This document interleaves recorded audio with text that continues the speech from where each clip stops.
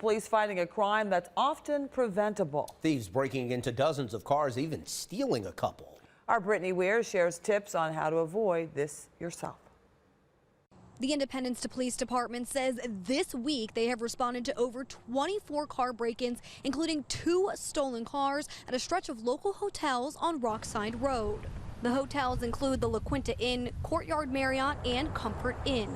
The thieves, police say, took items like flashlights, backpacks, gift cards, sunglasses, and cell phone chargers. The Independence Police Chief says these recent car break-ins are crimes of opportunity.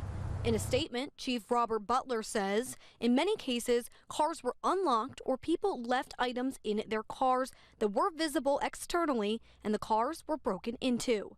He also said that the city met with the management of these hotels to discuss the importance of having surveillance cameras in parking lots. And for the community, police are warning to be aware of where you park your car and what you leave inside. Police recommend if you do need to leave something in your car overnight, make sure that car is locked and those items are not visible.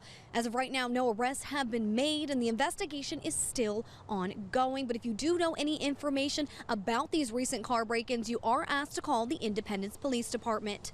In Independence, Brittany Weir, 19 News.